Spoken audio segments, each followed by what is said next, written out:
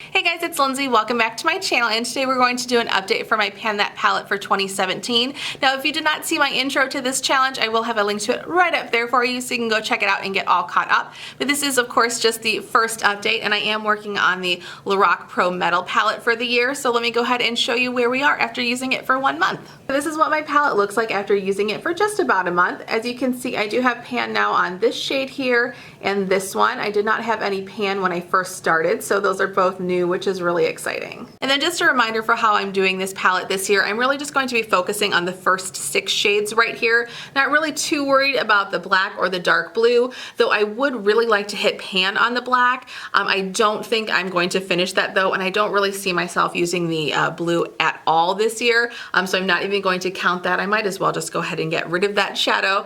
Maybe I will by the next update, I don't know. But for the most part, I really am just focusing on these first 6. And then as far as how I've used this palette in the last month, it's really been the only eyeshadow that I've used. During the week, I do really simple eye looks, and I definitely don't wear makeup every single day. But I've really been focusing on this rose gold shade right here, which you can see I did hit pan on the other day. So I think I'm gonna just try and focus on that one right now and try and get that one gone as soon as I can.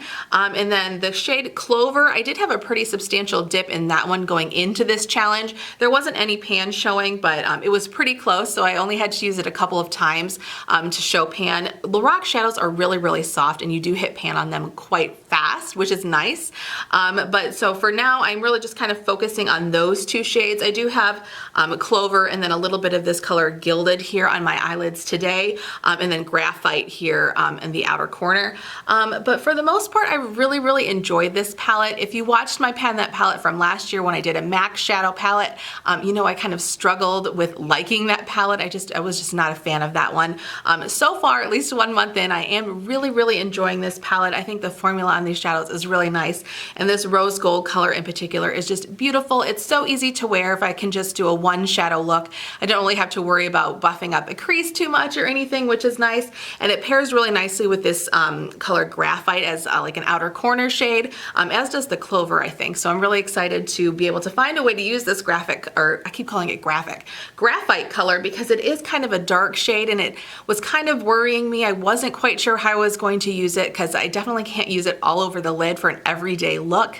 I mean, I can, and I have put it all over the lid and it looks cool, but just like as an everyday quick kind of shadow, I don't think it works for me anyways. So I was kind of struggling with how I was going to use it, but it works good in the outer crease or the outer V area, which is nice, and I've also used it under the lash line. So I think by using it those 2 ways, and you can probably, I haven't tried it with either of these 2 yet, but I'm sure it'll probably work just fine. I'm gonna make it work just to get all that shadow gone. And then this shade Quartz here, which is the white, is just so blindingly white. I do have it in my inner corner today and a little bit above my brow bone or underneath my brow bone, but I did put like a matte shadow on top of it because it's so blindingly white.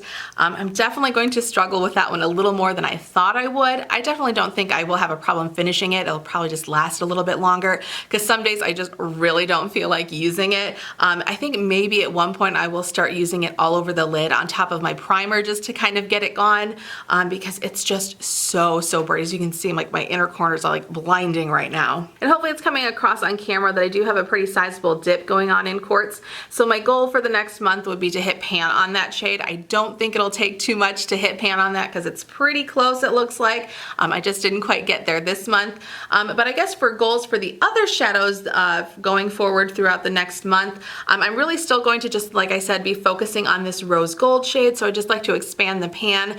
Maybe I can hit the side of the pan on one side, but that might be a little bit lofty of a goal. We'll see. And I don't really plan on focusing on Gilded or Amber too much until a little bit later in the year. So I don't really have any goals as far as these 2 go. So just, you know, I guess just to keep using it and see how much I can use for the next month. Overall, like I said, I have really enjoyed this palette, and I would like to finish off 2 shades completely before my baby gets here in April or May, whenever that's going to be, I don't know. And then I might take the summer off from this palette, and then, or from the challenge in general, and then we'll just kind of maybe pick it up in the fall, but who knows exactly what's going to happen until it actually happens.